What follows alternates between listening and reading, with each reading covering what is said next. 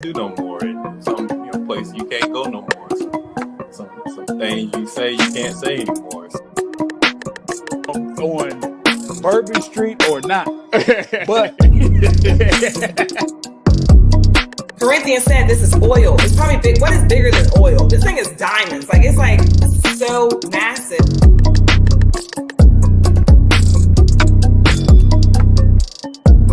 Not gonna do this with y'all. Y'all not gonna. This is cyberbullying, right?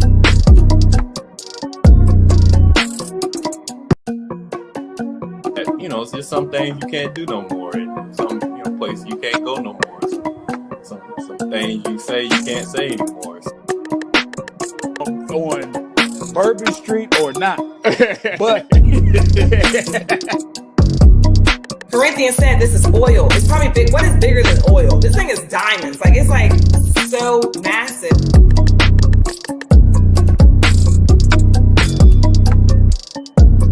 Not gonna do this with y'all. Y'all not gonna. This is cyberbullying, right?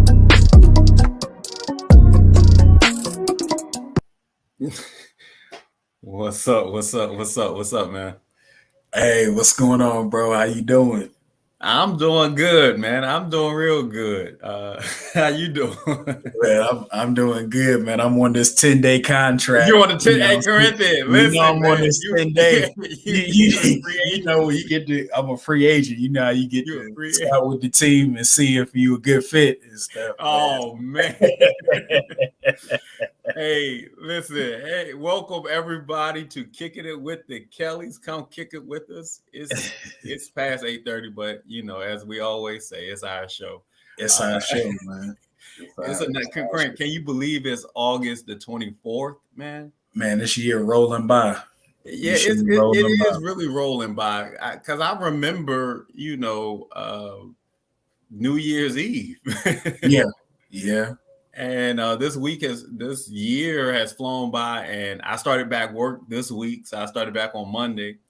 And Corinthian, we're still on summer hours, so but lucky I'm off tomorrow. So we've been going at 8 to 6, and shortened lunch breaks and all that.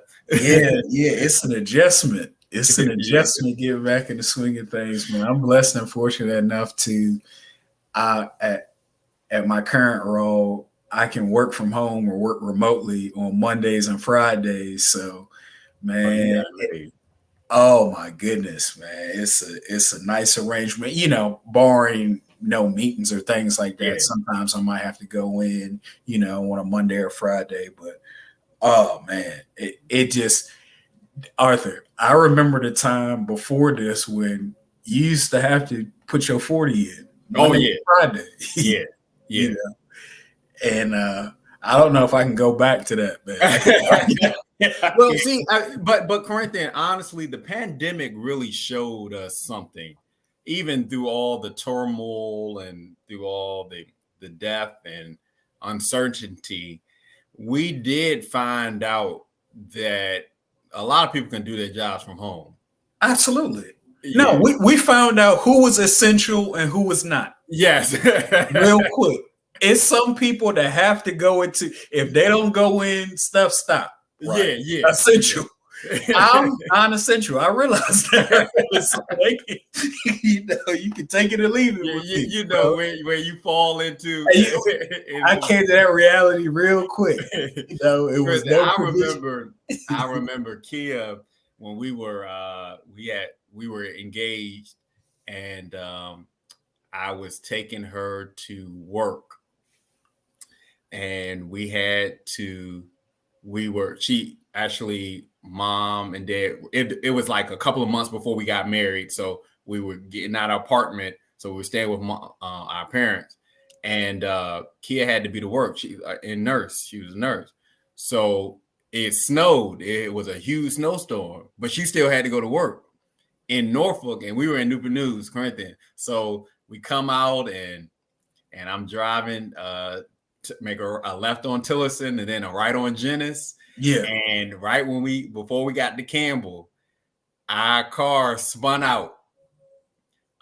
It was so icy, and I almost said, well, Kia, you gonna lose your job because I'm not driving in this. But we made it, and Corinthian, that was crazy, man. That's when I knew how important essential workers are. They still got to go in that stuff.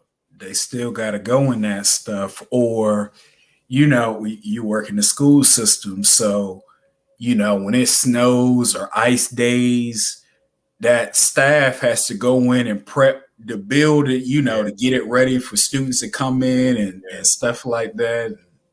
Yeah, I will say I love seeing that flash across the screen when it was a snowstorm. It said essential personnel report. Yeah. I was like, "Woo!"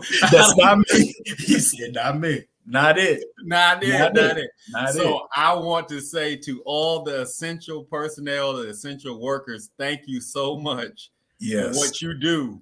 Because clearly you make the world go round, and if it wasn't for you, then a lot of things would not continue.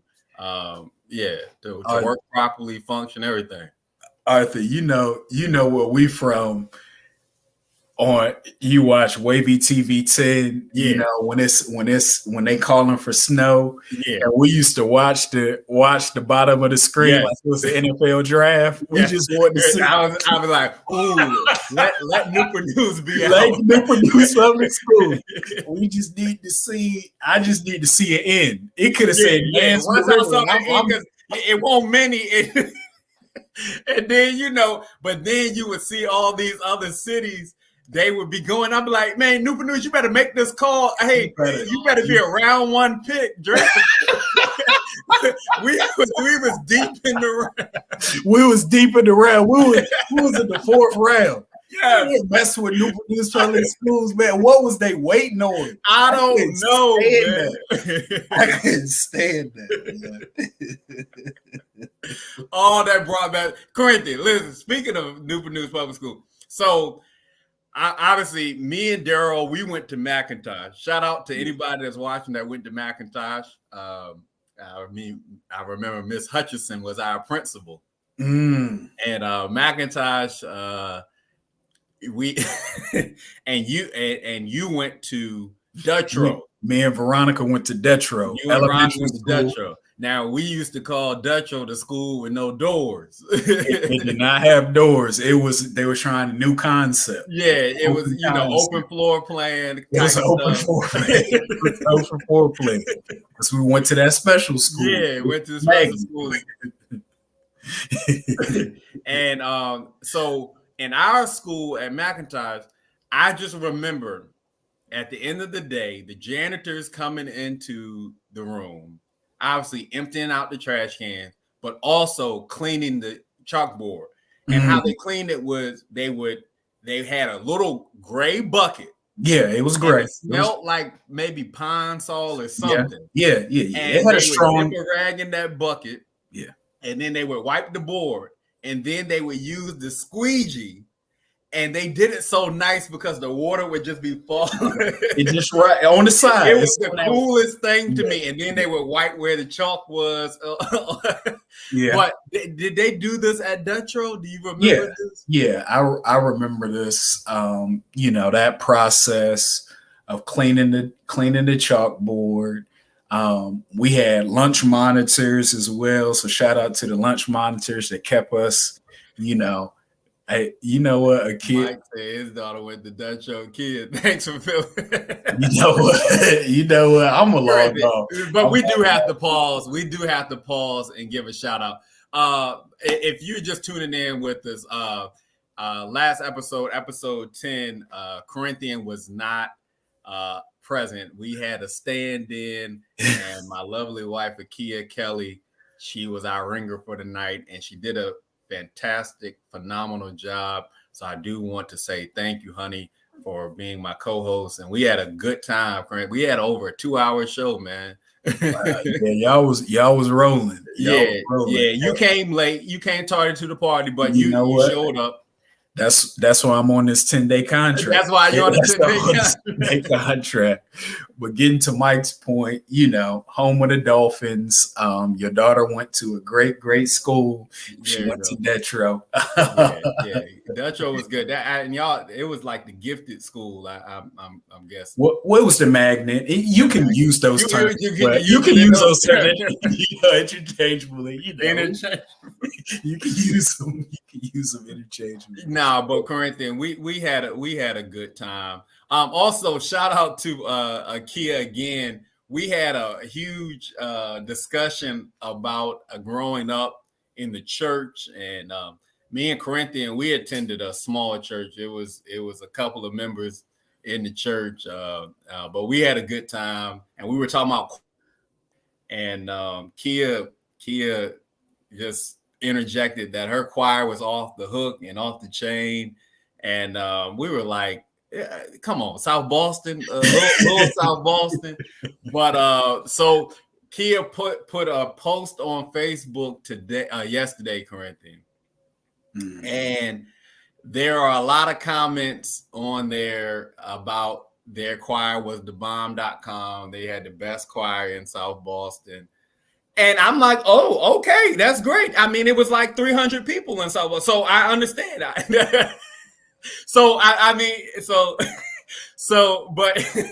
But I understand. So it's okay. But I know. Shout out to all Akia's ex-choir members, former choir members. I know y'all was doing your thing with Jesus is Real.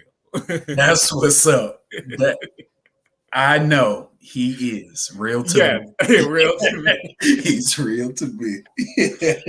Corinthian, last time we talked, I was on and I saw Mike. Mike, what's up, bro?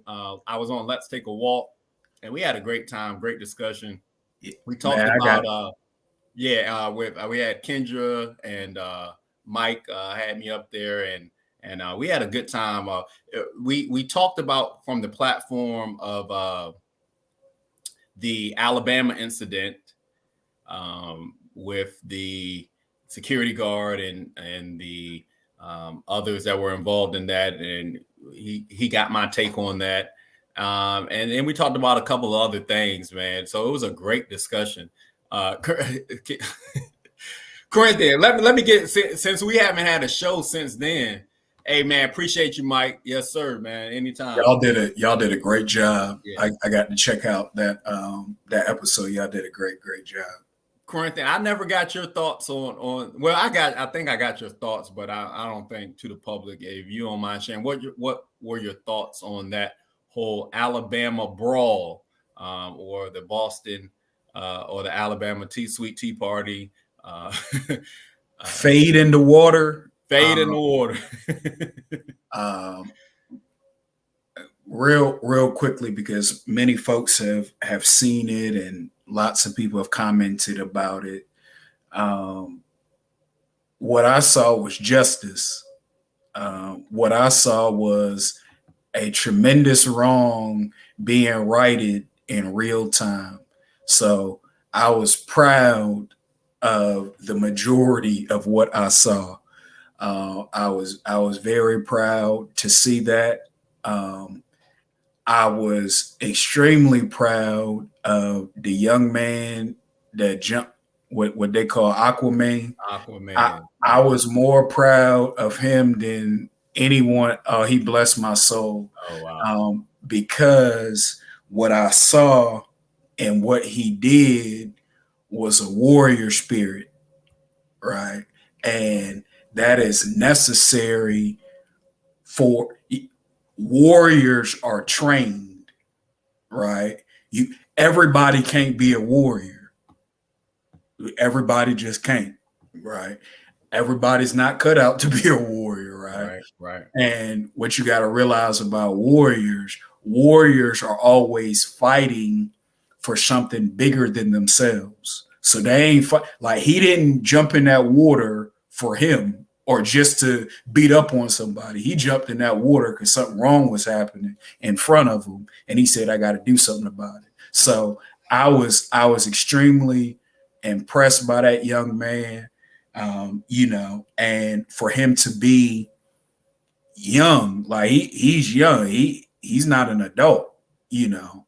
That's a young young brother that jumped in there. So it made me hopeful about our future because there were people on land, right? And I saw somebody run down the ramp and stuff like that. But to me, if I'm out there and it's happening right in front of me, I got to do something. Just period.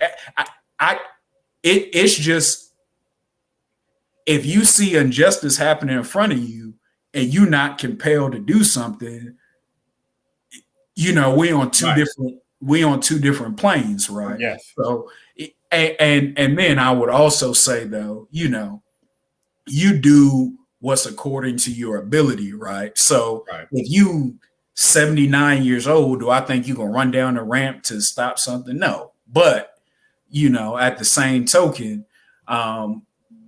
it's a role that folks play, you know, and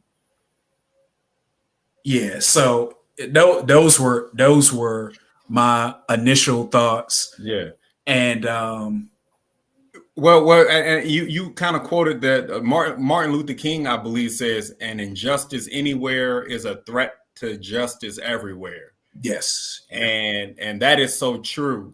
When it comes to that, for the young man, and I believe there have been a lot of GoFundMe's and a lot of things for that young man, because what the public saw, it had the impact of the George Floyd situation, and one where we saw in real time a black man with a knee on his neck for that long and end up dying, and for the world to see.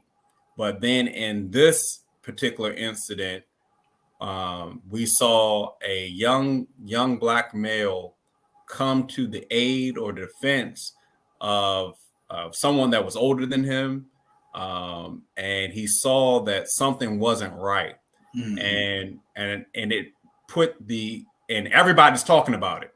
Yeah, and we have to keep that everybody talk about it. But as I said on Let's Take a Walk, I'm hoping that this is just not a phenomenon or something that we just are just happy about now. We have to use that model. That should be the model for our community, that we have to unite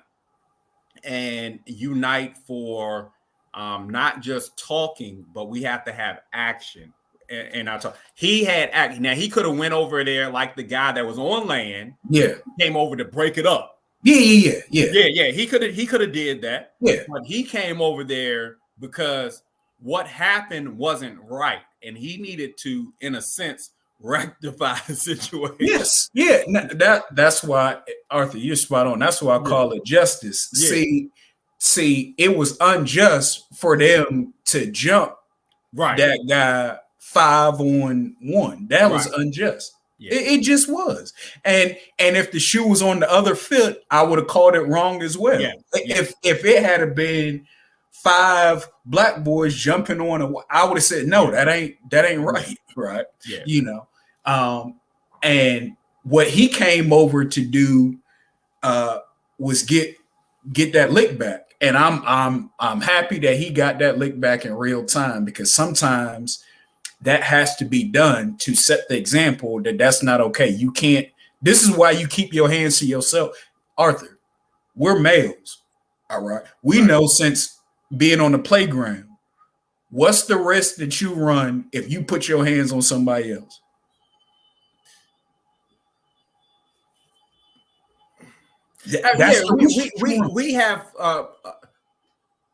We have a low tolerance for. Somebody can't just be yelling at it. And that's why people that go into the military, they have a hard transition when their drill sergeant is constantly yelling at you. Yeah. You know, but see, there's a consequence for retaliating against them. Yeah. If, you know, so, you know, most men do not like for aggression. I mean, it's like Animal Kingdom. If there's a male lion, another male lion coming, there's going to be some friction. Absolutely. Yeah. Yes. Men, we live in a world of physicality. Yeah. We know this. early from the playground. Yeah. Right? So there's not a whole lot of arguing or back and forth or yelling that you're going to see like men engaging in. It's not. Because something's gonna happen, right? Something's gonna happen, and we know this. So this is why we keep our hands to ourselves. Because if you don't, you run the risk of, correct. There's people that will respond in kind, yeah, or take it a step further. All right. So what I wrestled with is what would have to go through your mind for you to be in the wrong, right? So the people had their boat parked in a place where you've now inconvenienced a lot of people.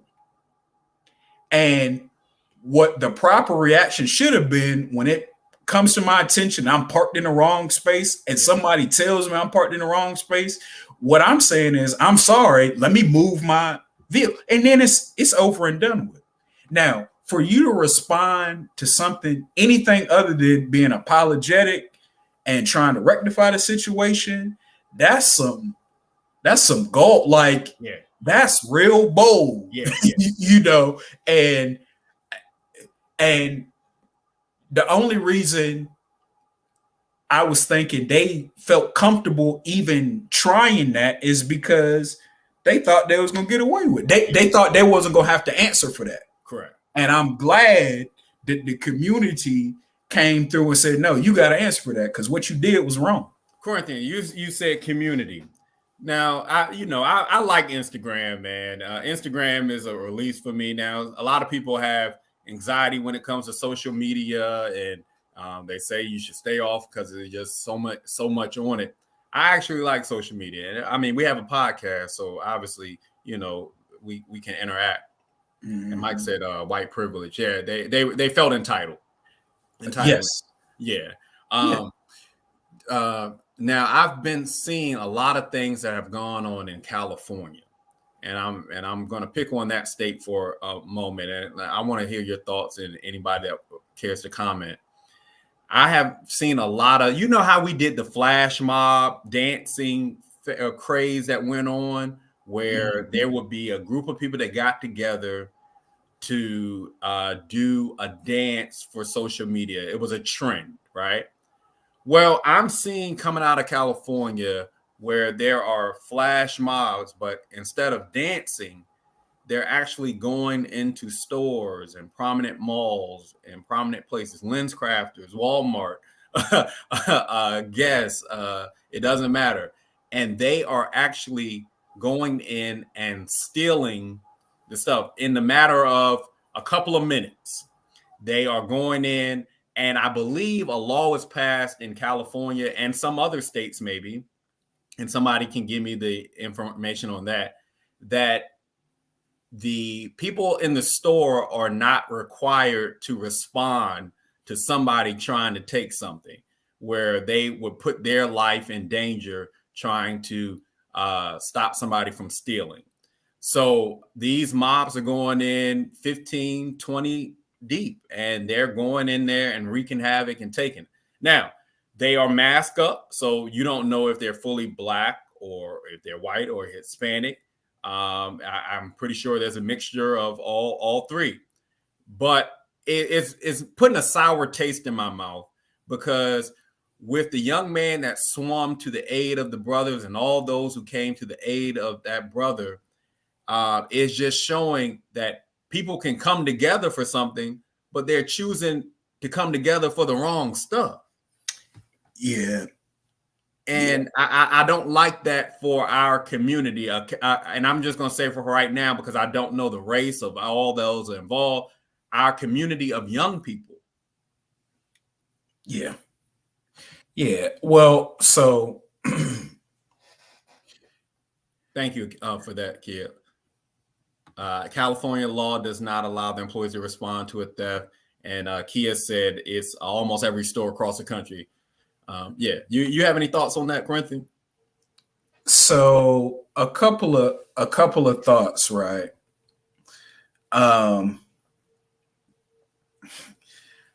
You could use your energy for good, or you can use your energy for bad, right? So the fade in the water scenario, we saw a young man that swam across to do something right, to help somebody do the right thing. And then you've also demonstrated examples that we've seen on social media of a group of young people looking like they're not doing the right thing. So it's choices, right? Yeah.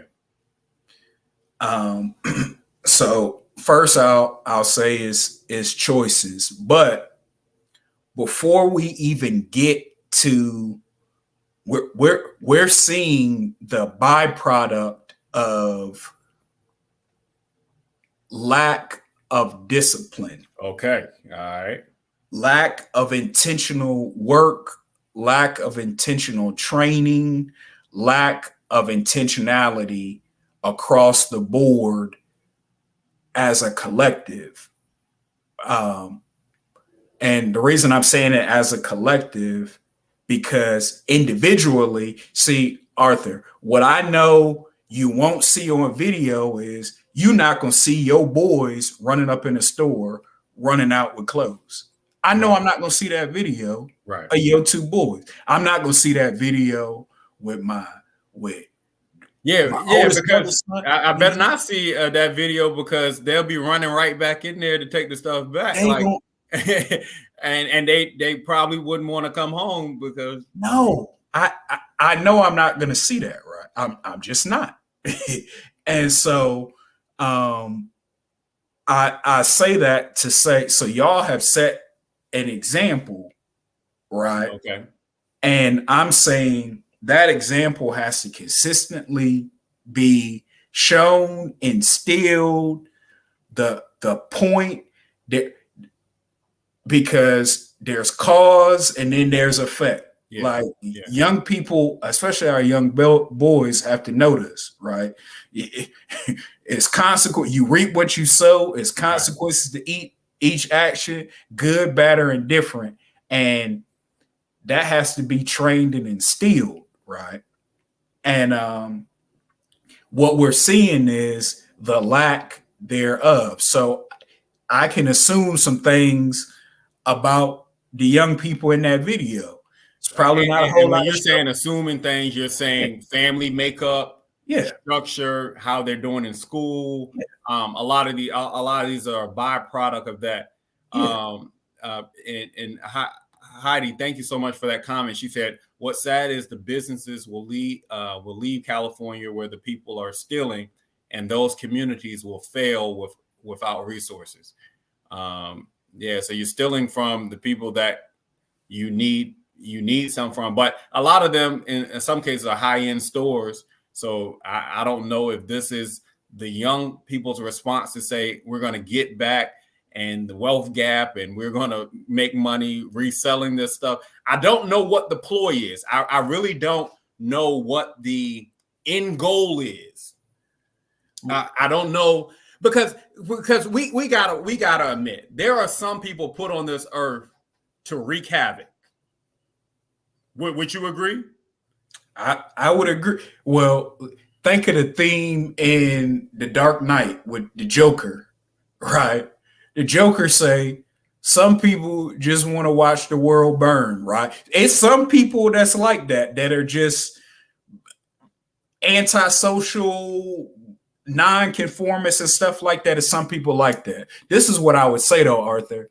See, you have that kind of mixture with followers, right? So I saw a lot of people running there at mask. Now, no one just walked in there by themselves and said, "Look, I want this. I'm gonna walk out there and take it by my own, with my own 10 toes," right? Where you could at least give a little respect to. But the reason they ran in there, someone else ran in there in front of them, so they running in and they following. So it's like a scary kind of mentality where when you have a lot of people together with no direction, no way to channel that energy, no way to, like, what I'm saying is, I would have loved to see them young people if they was down in Montgomery. I want to see that whole group. It's a whole group of 15 people that ran. That's what I would have wanted to see in Montgomery. But they're running into a store where ain't no resistance. You see what I'm saying? So to me, that's what would you say to this comment? What's up, Hebrew? How what's you doing, man? on?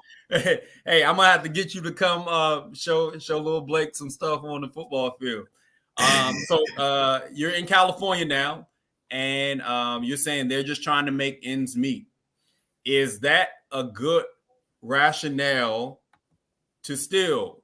And so they're trying to make ends meet. So the end goal is to resell what you stole.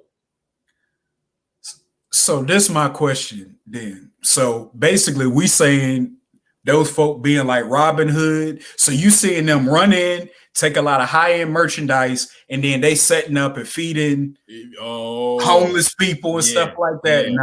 No. They not robbing from the rich and no. Wow, Corinthian. No, they ain't doing no Robin Hood stuff, man. It's just it's right now, see it and get it. It's almost like a selfish mentality. Now, if you told me them young people that set up a soup kitchen because it's folks that's just like them that ain't eating, then I would say, all right, I can respect it a little bit more. Even though it's wrong, I can respect it. Right. But if you told me they being like the Black Panthers, they stealing from corporations and then giving it back and finding ways to fund co-ops and opportunities for young people. But I don't think that's what happened. They're opportunists, right? They taking advantage of the opportunity, and when you lack guidance and lack instruction, you can spend a whole lot of energy in the wrong way. Corinthian, all right, let's be straight up. Let's go deep sea diving. As a Black male in your 30s, close to 40, right? We've seen a lot. As a Black male, how does it make you feel knowing or assuming, I'm just going to say we're assuming, that a lot of those that are doing this are Black as well?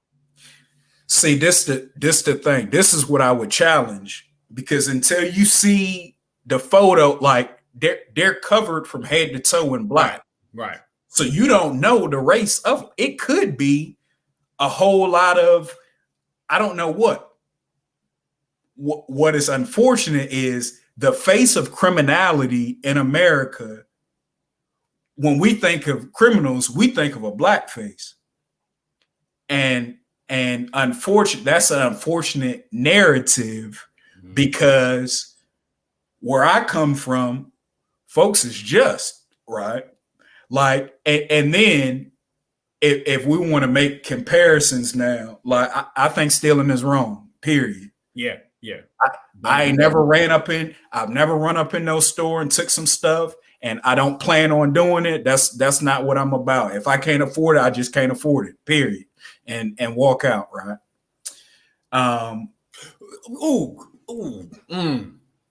Okay, all right. So Corinthian, we're gonna respond to some of these comments. My bad for cutting you off, bro. You good? Not right, but if someone is trying to survive, they will do anything. All right, let's talk about this for a second, because I remember during this pandemic, during this 2020 to now, they were saying there were so many jobs available. And nobody was taking them. All right. They were, I remember talking that nobody, they got positions open, but nobody wanted to come in. All right. So when we see something like this, that they're trying to, if somebody is trying to survive, they'll do anything. So what is stopping them from getting a job? So is it, I know quick cash and stuff like that. I understand that process, but something, if you teach a man how to fish, if you give a man a fish, he'll eat for a day. If you teach a man how to fish, he'll eat for a lifetime. Yeah. So what's the disconnect on this survival here? See, Arthur, I would submit and I see the comments, I would submit our community, our Black community, is fractured. And it's fractured to the point there, if it wasn't, you wouldn't have anyone Black having to run up in somebody's shop because my neighbor, if this person lives next to me, I see he needs something, I'm gonna help him out. That's community. Ooh, right? Yeah, right. I'll give you this example. Our grandparents, our aunts and uncles old enough. My oldest uncle on my dad's side is in his 70s, probably close to 80s. He said when he was growing up, it was no Black homeless person. He said that to me. He said, because in our community, if somebody was passing through looking for work, there was some space for them. The community, the neighborhood has some space for them. You know, you can stay here for a night while you passing through, because during that time, you had to travel to find work. Right. You had to travel to go to the factory. Growing up in Memphis, coming up from deep south in Mississippi, right? But the point I'm trying to make is the community made sure that no one went very long without. I got some extra cornbread that you can have so you ain't hungry. All right. Now, what happens when you break that down? Now I will say systematically, it's been broken down. It's reasons outside of our control that's been broken down. Right. But now it becomes, instead of me getting my needs met from community or folks that look like me, you know, I feel like I'm an island by myself. I got to get it by any means necessary. And the point I'm trying to make, to solve these issues where you won't see us, kids looking like us, running in, feeling they got to steal something. The point I'm trying to make is, well, what have we set up as a community to make sure these young boys got a job? Because I would tell you what prevented us from having to take anything. We start working at 13. Yeah. We was able to get a job. Once you're able to start making some income, well, I have the money to pay for it. All right, Corinthian, I'm so glad this is a perfect segue. All right. I did want to respond to a comment on your page here. Mike said, do you think there's such thing as white crimes and Black crimes? We can answer that. But then also, thank you, Jalen, Britton. Some corporations and small businesses during the pandemic didn't do the necessary things to protect workers.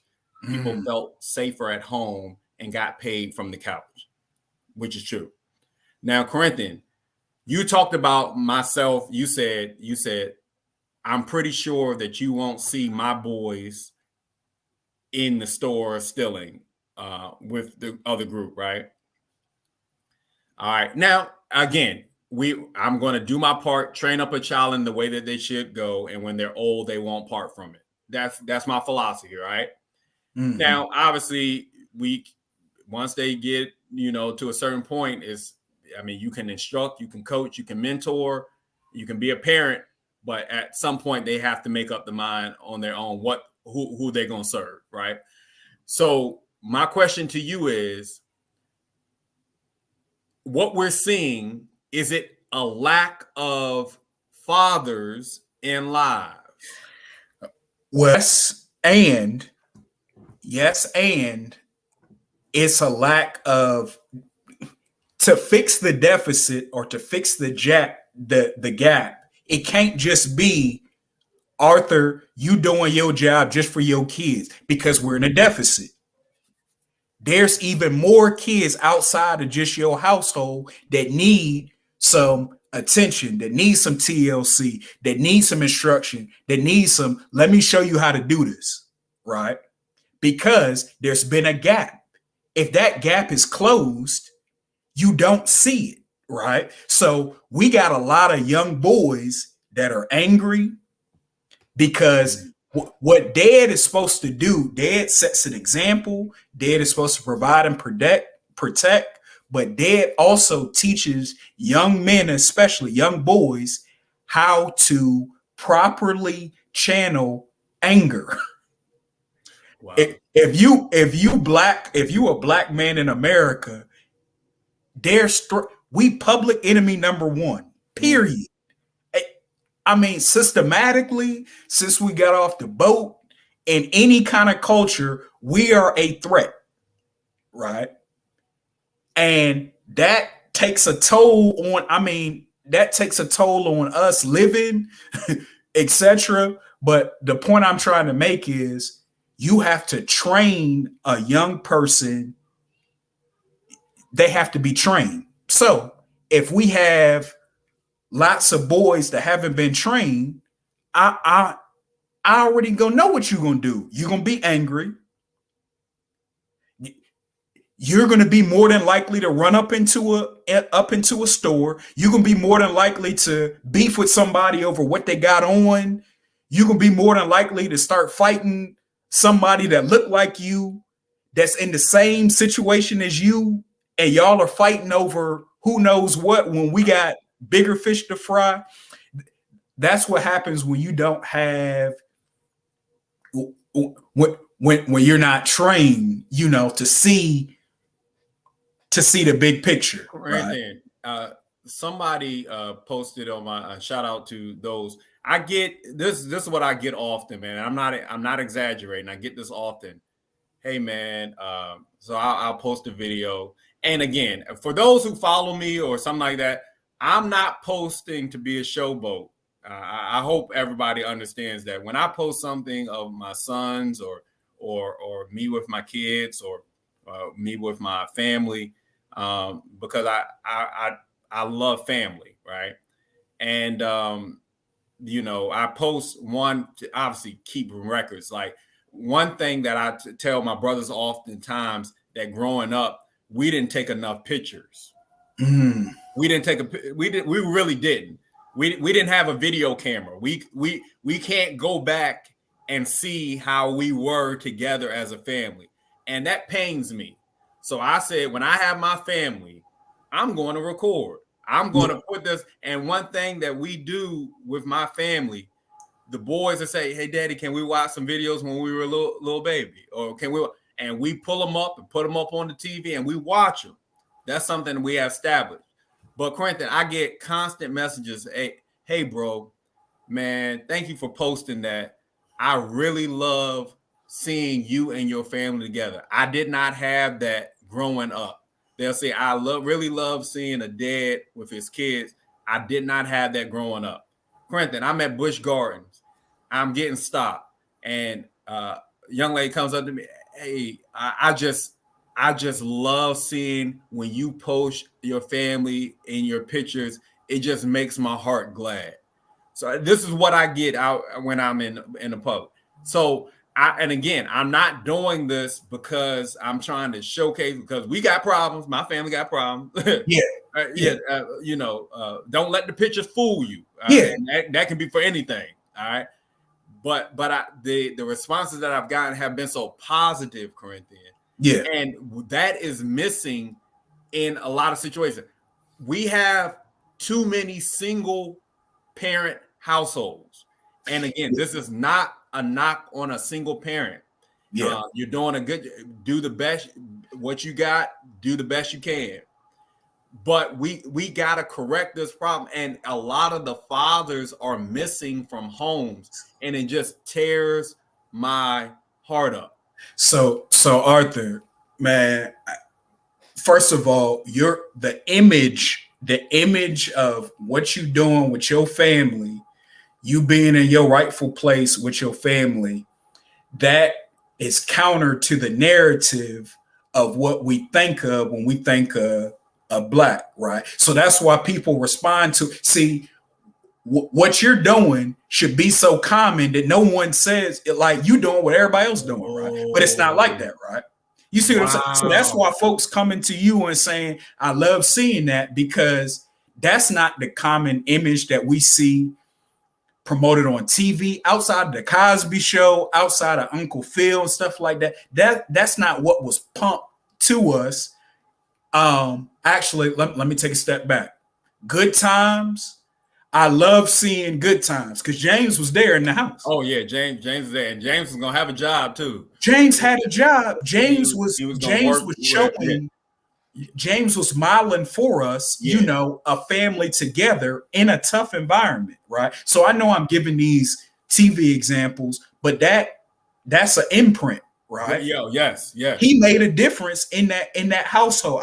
And then seeing why they moved him off the show. If you actually kind of watch some of the history, some of the interviews of the person that made the show, like they was trying to the white industry was trying to promote JJ to be the clown and buffoon. And John Amos was like, no, that's not the angle of the show. We need to be showing the family how even in tough times they together, right? Right. Which is a powerful image, right?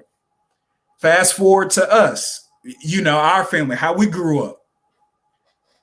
The reason why I'm so proud of where we came from, because we didn't have much. We was on food stamp. We was on WIC. We lived in Section 8 houses, but we had a family unit.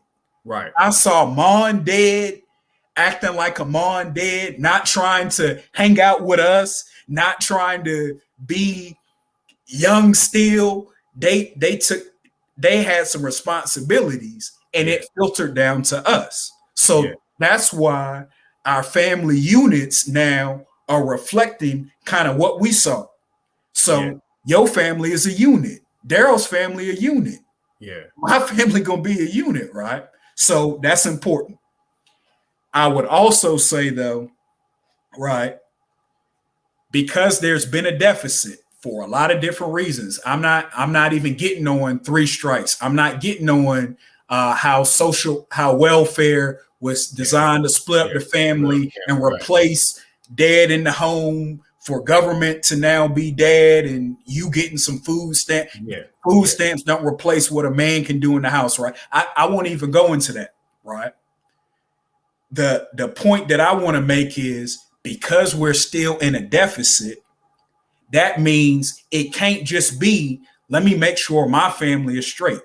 Ooh. As men, we are solutions to problems. Men fix stuff. If it's a problem that ain't going right and you have men in the area, it needs to be some straightening happening. If it ain't straightening happening, that means you don't have men around. So the point I'm trying to make is, we got to be on deck. If the young people running the block, that means that the men ain't there, because the young boys can't run the block. Corinthian, for us, we could not, if they told us to be home when the street lights came on and we weren't in the house, our dad was coming to look for us with a belt in his hand. And all the kids were going to say, hey, Arthur, Corinthian, and Daryl, y'all better get home. Your dad looking for you. Yeah. So I said that to say men bring order, right? Yeah. And there's order that has to be brought, especially in our communities. When it's order in our communities, you'll see. I can tell people that got their dad influence in their lives, because dad affects not only the young man, the young boy growing up, but the young ladies as well. Veronica couldn't wear half the stuff that get worn out here. Because either dad's gonna say something or we gonna say something. You can't do it. That's not the image that you want to portray out. Now, once you get past a certain age, that's on you, and you deal with the consequences. But I'm talking about growing up in the formative years.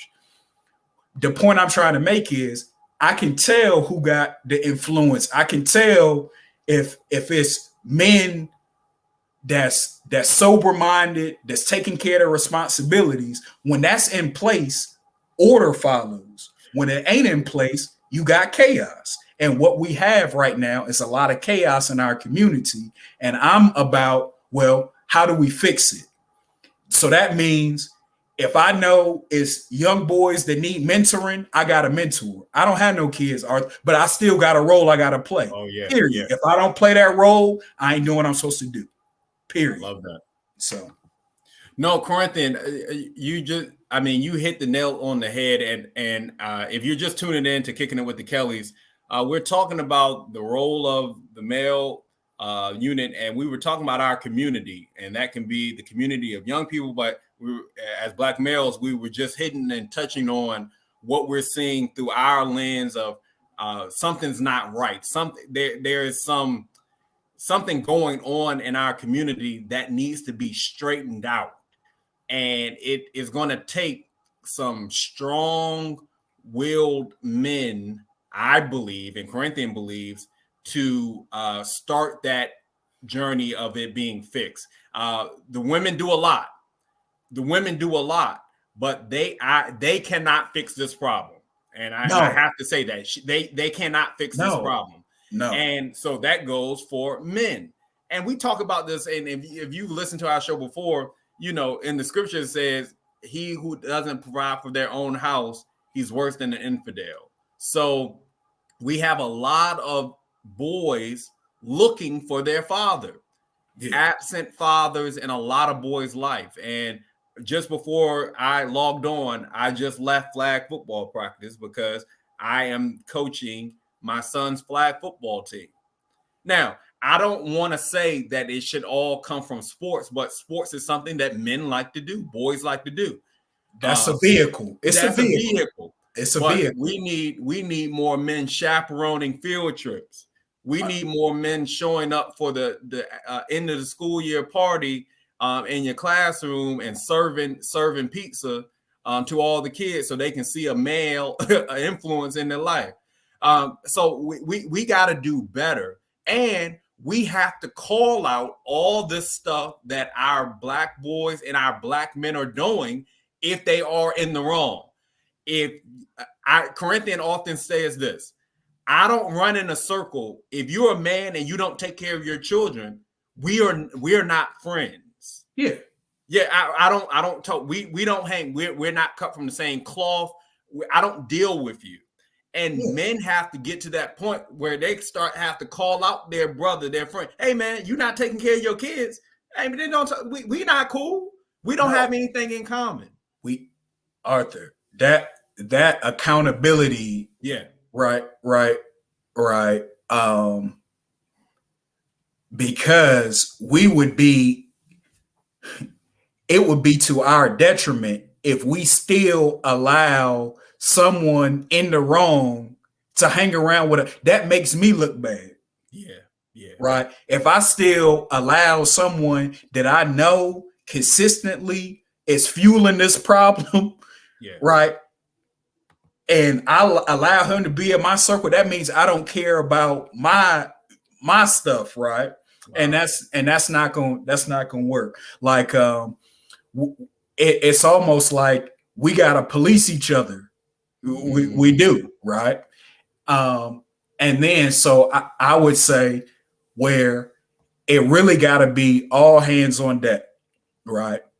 So by the time the kids get in middle school and high school, we've waited too long. We got to get to the young people early, right? I'm talking about, so they got to see young people, they got to see men coming up into the elementary school, not just for your football game, but I got to keep that same energy about the spelling, your reading stuff. I got to come celebrate all that.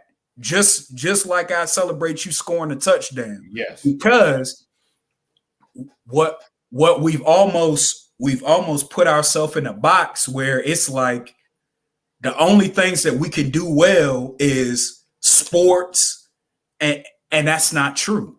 Like our history, like we're some of the smartest people in the world, right? And then we also have to, we almost got like a ghost ride mentality where you remember you could ghost ride a bike. That means you just let it go. And ghost ride, right?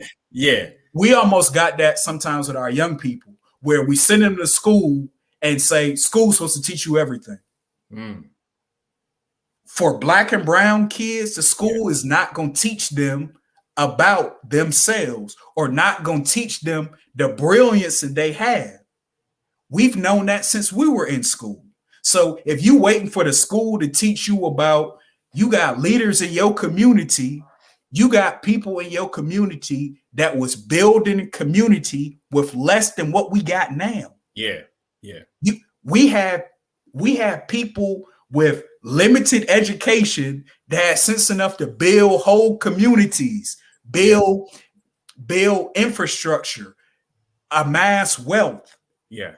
So the point I'm trying to make is it's not the lack of knowledge, because we got people that was doing more with less. What we lack is community. What we lack is the unity. What we lack is the coming together. We got petty beefs, and then we're waiting on someone else to teach us our true history, our true worth. We're not canceling. So it should be some stuff that we cancel in our community and say, no, that don't represent, that don't stand for nothing that I stand for. I stand for excellence. I want to operate in excellence, whether I'm writing my name on a piece of paper, whether I'm washing a window, how I keep my house, how my family presents itself. You see what I'm saying? Like, we can operate that way. Ooh. But then we also have to hold each other accountable. Or when someone doesn't know, that's an opportunity for us to teach. I'll give this last example, right? Young boys learn by doing. Yeah. Period. What I see, I can then do. If we want young people making money and stuff like that, think about all these grasses that got to get cut. Yeah. If I owned the lawnmower and I'm living next door to the black boy that I ain't see doing nothing, and he 6, 7, 8, come out with me. Let me show you how to cut this grass. If I show you how to do it, I've now given you a key that if you want to, depending on how hard you want to work, you can make this for yourself. I want you to take pride in this work, right? I've seen this in other communities. I get house maintenance done by a Hispanic family. Yeah. When he comes over here, he got his cousin, he got his son with him, watching everything that he do. Yeah. And it's beautiful because all he's doing is soaking up the game so he can do it for himself. Yeah. And the point I'm trying to make is, well, how do we set that up? How do we do that? Who do we need to start taking with us? Because they need to put eyes on. I'm talking about from the barber to the all the stuff that you can do with your hands. Great. I think there's a scripture in the Bible. I think about let the strong bear the infirmities of the weak. So the model that you just portrayed is the ones that have the knowledge and can do, should be doing, but we can't rest there because they can't solve this problem. They have their families, they have that, but the ones that are not taking care of their responsibilities, you have to get on code. You have to fall in line so we can grow as a community. Yeah. Because if you keep on tearing it down after we build it up, you can't keep on tearing down something that is trying to be built. So you have to do better. And I'm calling you out now. If you're not taking care of your responsibilities as a father, as an uncle, as a community, someone in the community, come on, you got to do better. And it is too much going on. And I can see with my eyes in different parts of the country where there are a lot of people hurting, young people hurting, and then a lot of young people that need to be taught, and a lot of young people that, if told and taught, they could change their course of action. And we have to do our part. We talked about people seeing, and again, if you just tuned in, I would love to hear from some of our viewers. what would be a show that you watch as you were growing up that mimicked a family that you saw? Oh man, that's a good family. That's especially in the Black community. I would love to hear that. I know, Corinthian, you just said Good Times, but we have the Cosby Show. But I would even have to say something even more recent would be Everybody Hates Chris, where Terry Crews was the father, and he was always trying to save, so he was unplugging everything so they could save money. But he was a father figure in that household. I would love to hear your comments on when you were growing up, what shows reflected a family unit that had a father in the household and a mother in the household raising children. We talk about the Fresh Prince. Now, Uncle Phil was Will's uncle, but Uncle Phil set an example for his family as well and allowed Will to stay there. Yeah. Oh, wow, kid. Thank you for that. Cosby Show and present day, the remake of Wonder Years.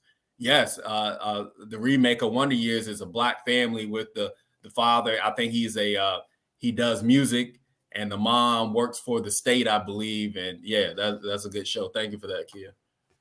Man, Arthur, I'm gonna say this. Family matters. But see, I love them shows because at the end of the show, it was a lesson in every show. Yeah. Oh, yes. Oh, you learned something at the end of every show. At the end of that 30 minutes, it was some kind of lesson they was trying to teach there, right? And we've gotten to the point now where we've just got entertainment for the sake of entertainment, where I really don't know what we're learning in it. Half the shows on TV, I mean, I would rather kids not watch the TV because it's dumbing them down. It's a lot of mindless stuff by design, in my opinion. But I would almost say it would be better served cutting the TV off sometimes and spending the quality time showing kids that you can have fun without a screen in front of your face. Yeah. Like that's stuff that has to be experienced. Like what I'm saying is it's going to be hard to go cold turkey when, since I was a baby, it was a screen in front of my face. So that's the only time I can have fun, if I got a screen in front of my face, right? Yeah. And it has to be, you got to infuse in that time. No, your brain, what you can create with your imagination. I mean, you can build a TV show, right? You can make one. You can start writing a script for one right now. But the kids are consuming stuff, but they don't necessarily have the producer mentality. Arthur, I went to school. A guy that worked for us when I worked at Wichita State is from India. He said he got an iPhone years after it was made. Like, he got the edition 1 when we was on iPhone 7. Okay. He said when he got this iPhone, he was trying to take it apart so he could build another one. That's what he was doing with the iPhone. I told him when I got the iPhone, I'm downloading music on it. Yeah. He got the iPhone. He said, I want to create one. So he went on to major in computer science. Yeah. He got a master's in computer science and stuff like that. But just the thought process that he had versus what I had. He had a producer mindset and I had a consumer mindset. And that showed what he did. He got a high-paying job, engineering stuff. So he's building stuff. So he's making iPhones or technology for iPhones. And all I'm doing is just consuming it. It's a difference, right? Yeah. No, Corinthian. I got you, man. But there is concessions in there, trade-offs. So you even though that he had that engineering mind, and he's doing well, then when you look at your mindset is community organized. Like you right now, you are a product to the community, and you're using your mind to mentor and things like that. So I love it in every aspect. We had a couple people, Cosby Show. We have Family Matters, Good Times, Steve Urkel or Family Matters, the Cosby Show, and then the Jeffersons. Yeah, Sanford and Son, Jalen put Sanford and Son. Sanford and Son. Yep. So a lot of great shows that we came up on, and that gave positive images. And like you said, always had a message. It had a message. Yeah.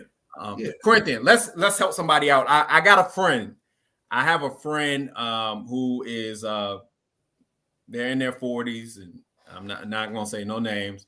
They're on the dating scene, and they are talking to someone now, also in their 40s, and he lives with his grandmother. Just immediate reaction when I say that. He raised by his grandma as well? No. Okay.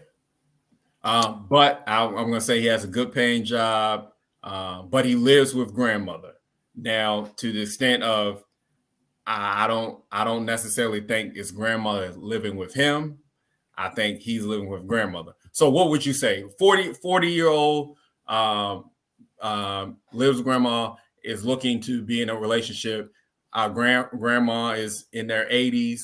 And so I don't know if this is a caretaker situation or okay. Yeah. So I was going to ask, is he the primary caretaker for grandma? That's what I was going to ask. But barring that, this is my general stance. Every man should have his own porch. And what I mean by that is having your own space is important. Like I would even say historically, have you seen Roots, Arthur? Have you seen Roots? Yes. Okay.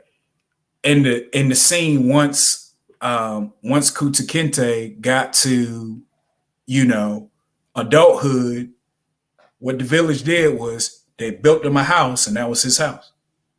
Right. Yeah. So because there's something about independence or leaving the nest or having your own, to establish stuff. So, it raised the eyebrow, as to why. Now, I mean, if he's saving for a while, I mean, I can get that for a time or doing the caretaker role, but outside of that, I would say definitely at a certain age, you want to have your own. Like what's when you say a certain age? So all right, so obviously, all right, so in 40s, when you get to 40, you're close to 50 to me. Yeah, you're right, good and grown. Yeah. And I think we are only promised 70 some odd years of life. So you have, in a sense, more life behind you than before you.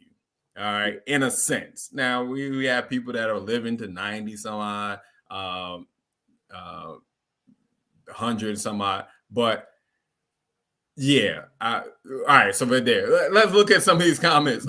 Why? I'm not saying so. This is just I want to see something here. Why write him off because of the living situation? All right, somebody that is looking to be, obviously, if you're in your 40s, if you're not looking for a serious relationship, what are you looking for? Yeah, but being able to manage your own space is a telltale sign of being able to manage. So you see what I'm saying? Like people that are in and out of situations, that tells you their responsibility level. You're getting some cues by, well, what's my 39-year track record? Have I ever had my own? Am I doing this, with a plan or so? Yeah. All right. 40 is too old to be dependent on a parent. I agree with that statement. 40 is too old to be dependent on a parent. But again, caretaker situation, that's totally different. If you're, but that would be, or if you're saving, is grandma paying the bills, or are you paying the bill? Like that if so it gets murky to me. Now, okay, I'll give an example. Now, an acceptable way, Arthur, if I could snap my fingers tomorrow, I would buy enough land to have a compound, and I have as many Kellys that want to live there. We all live communally. We stack as much as we can. We try to acquire more land. Like if you're talking about a situation like that, yes, because I can see a plan of what you're trying to do, moving forward or long term, or trying to amass generational wealth, or trying to acquire some assets that won't depreciate over time. So if that's the kind of situation, yeah, that makes a whole lot of sense to me. You have a response to this question, Corinthian? Would we be saying, Corinthian, Baylor and Blake got on us for saying y'all. They say we say y'all all the time, and they were joking, and it just made me think. We say y'all for everything. We do say y'all. The kids told me. They joke me so bad, Corinthian. The kids told me in Baltimore I was country for saying stuff like that too. Yeah. Would we be saying something different if it were a female living with her family? Yes, I would. Now, Corinthian, as a male, I would be saying something different, because I believe that a female goes from her father's house to her husband's house. Yeah. That should be the proper line of succession, because female. Now, again, I'm not talking independent, going to school, having your own money, all that stuff like that. But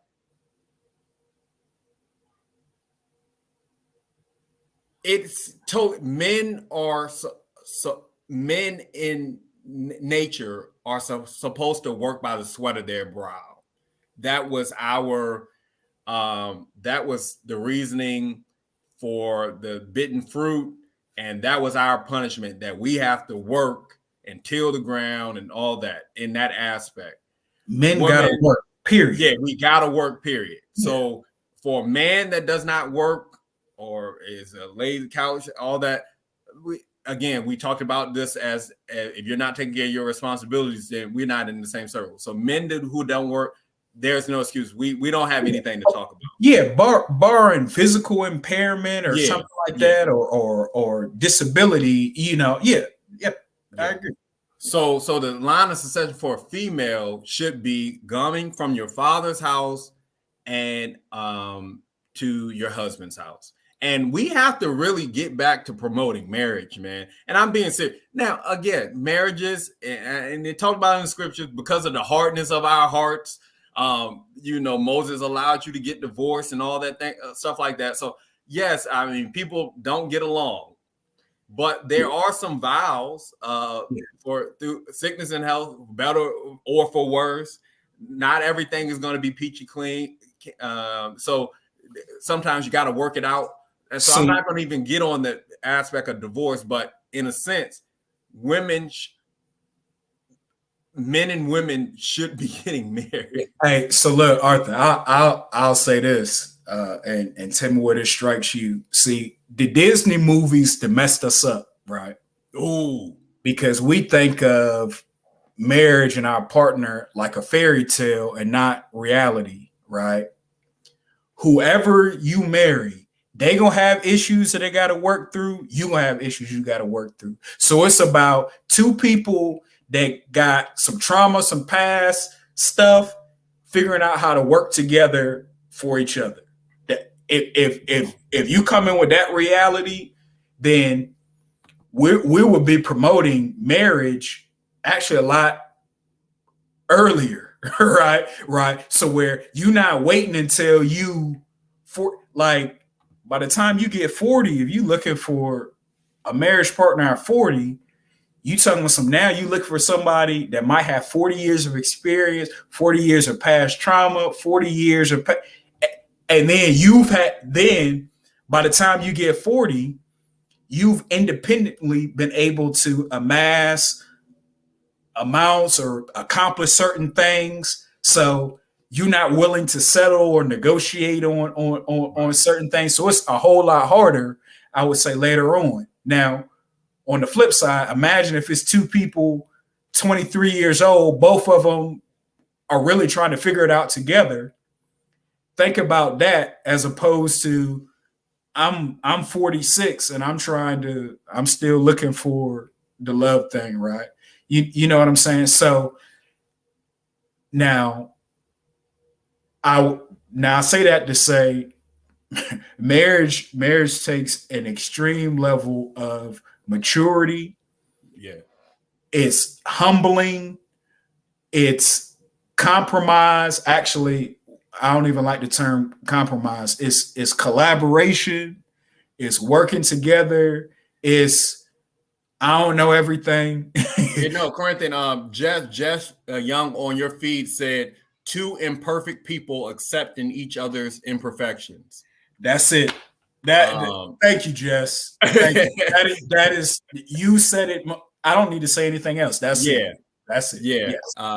That was pretty good. And Heidi said, two partners and best friends agreeing to disagree, but always building each other up. Yeah.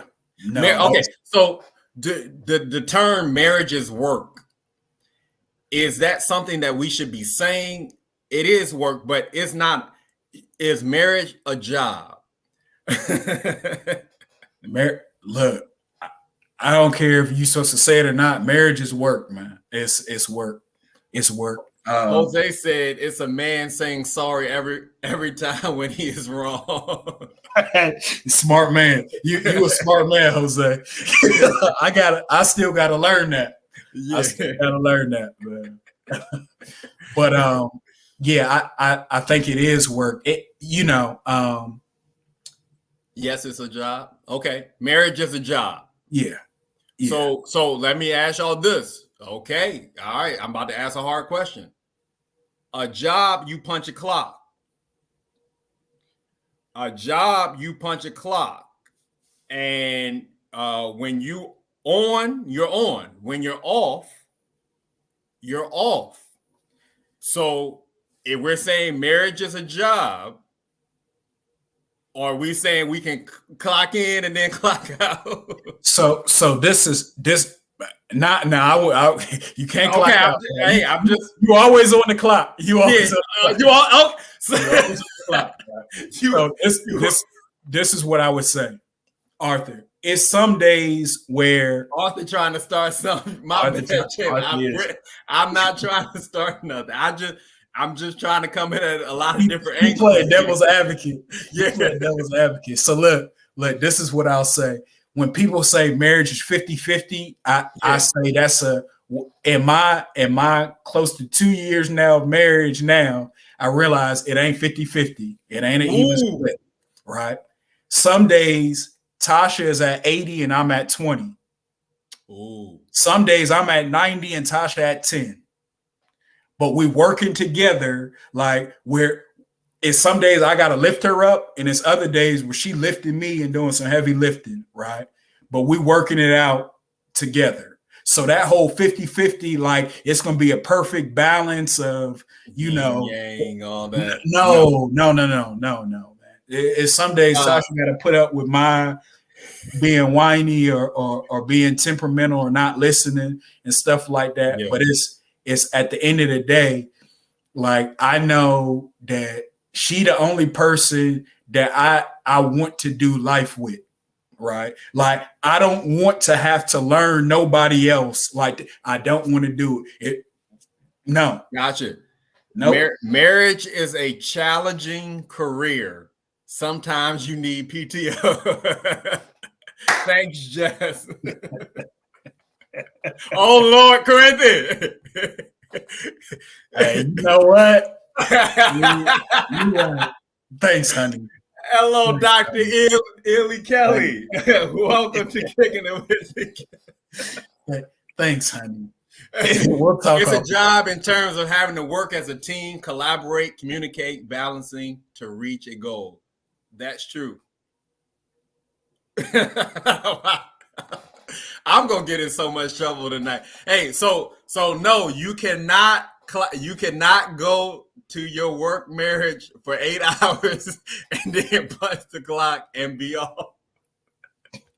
I wouldn't try that. I would not recommend. Don't try that. I would not recommend. You gotta take that up with management. You gotta take that. Take that up with management. Yeah, take that. Okay, Corinthian. Who leads? Because you just said it's not 50-50. So I'm going to use your words against you. I'm not against you, but I'm going to use. You said it's not 50. It's not a 50-50 split. Yeah. Who leads in the marriage? And anybody can comment on this. Who leads in the marriage? Correct? Yeah. See, Arthur, you tried to, man. You tried to.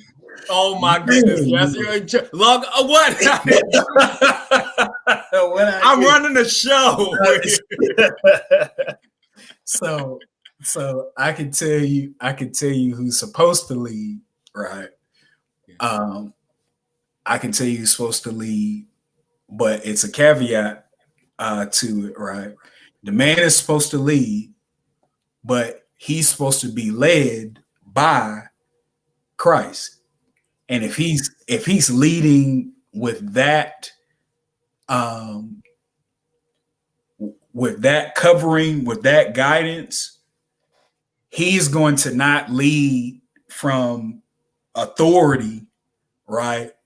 He's going to lead with love and compromise, and he's going to recognize areas that he weak in. Like me, it's stuff that Tasha does better than me. So why would I be trying to lead that if Tasha do that better than me? You know what I'm saying? And vice versa. So, yeah. Okay. All right. You gave the political answer, and I think your sessions are working. So you did. I think you're gonna be able to sleep in the bed tonight. Granted, I think I'm sweating while I'm giving the answers. Jalen sent Ephesians 5:23. If you have your Bibles, turn to Ephesians 5:23, and it reads as this: For the husband is the head of the wife, as Christ is the head of the church, his body, of which he is the Savior. Yeah. The husband is the CEO and the VP, manager, secretary, logistics supervisor, transportation specialist, supply captain. Okay, I'll take that. Wow, I'll take that, honey. Even though he leads, my concerns always count. We make decisions together. Great, you were sweating, man. You were sweating. Great, you was on an interview. Hey, look, you know how when the lights is on bright. Yeah.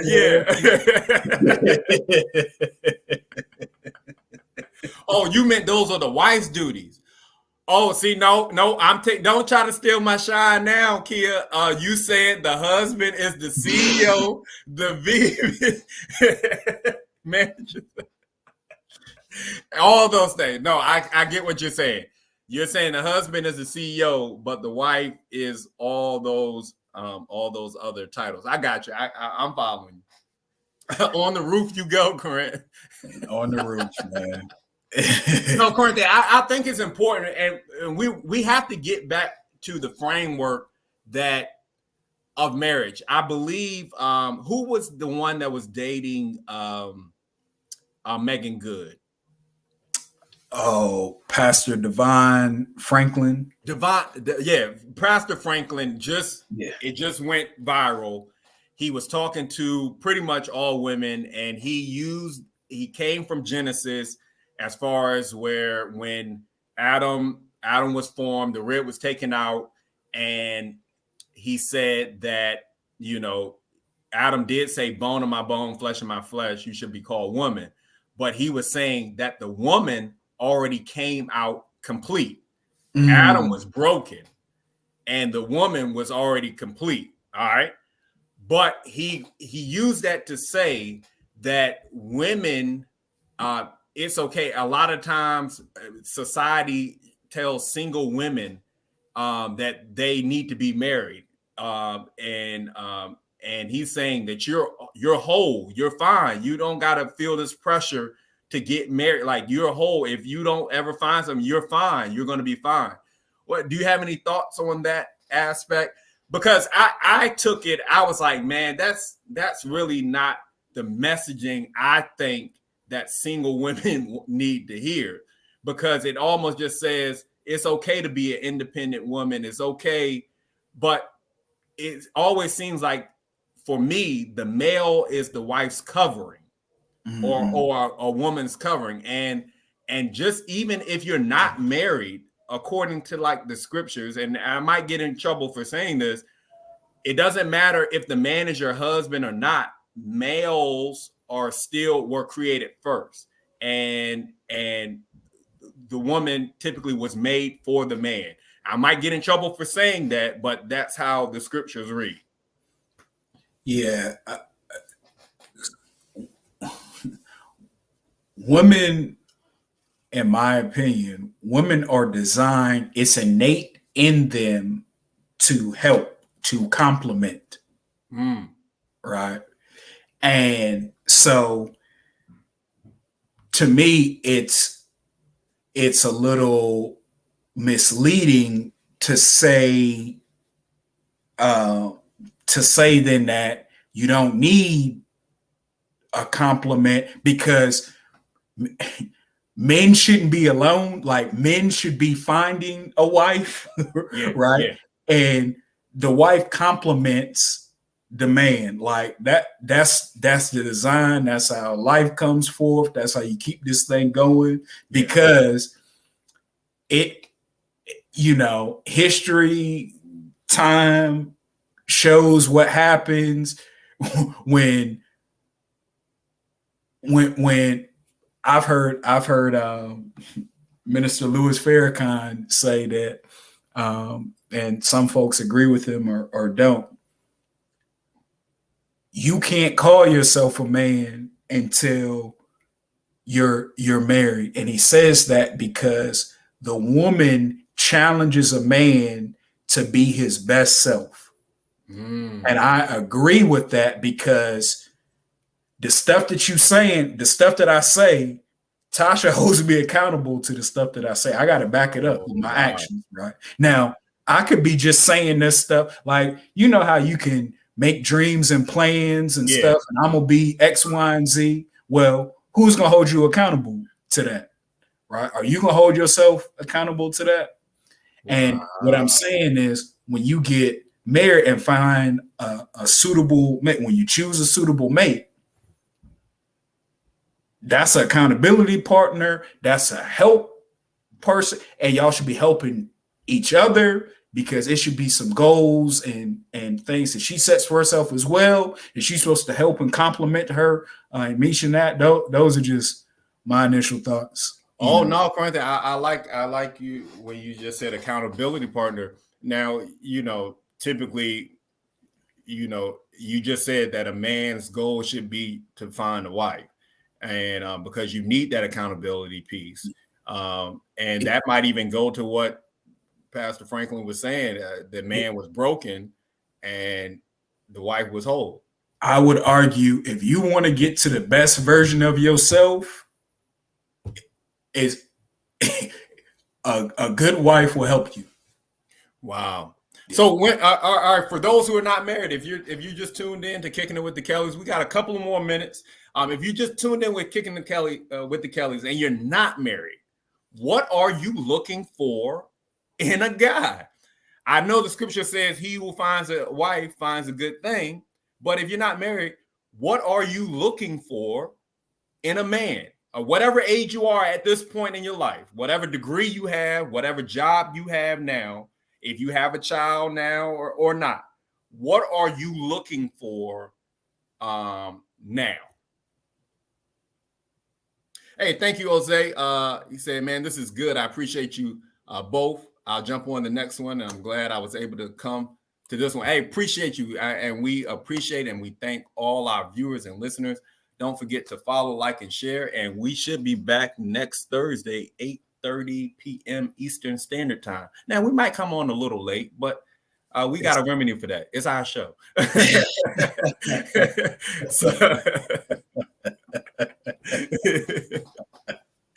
thank you for all who are telling. Anybody that's single, if you don't want to comment, it's okay.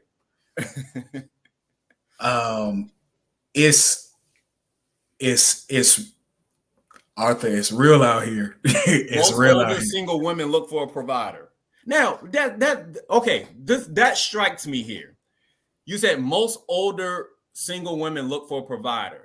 But if they're older, that means they've been living typically an independent life. They probably have their own place. They have their own money. So what do you need a provider for?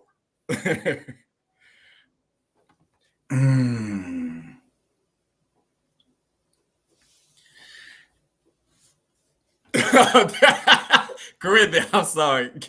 The board has to meet regarding Corinthian's return. It's all good. That's why I said I'm on a 10-day contract. 10-day contract. Good. Grown, mature, self-sufficient relationship with God, chivalrous, simple stuff. Oh, wow. Okay. So, all right, as a single one looking for a grown, so grown, obviously age, or mature-minded if they're younger, self-sufficient, not living with grandma. Okay, all right. Relationship with God. And does that mean Allah? What God does it? What God is it that they have to have a relationship with? All right. And so you're saying opening the door, walking on the curb side of the street, opening up the car door, simple things like that. Okay, I got you. Is that hard to find?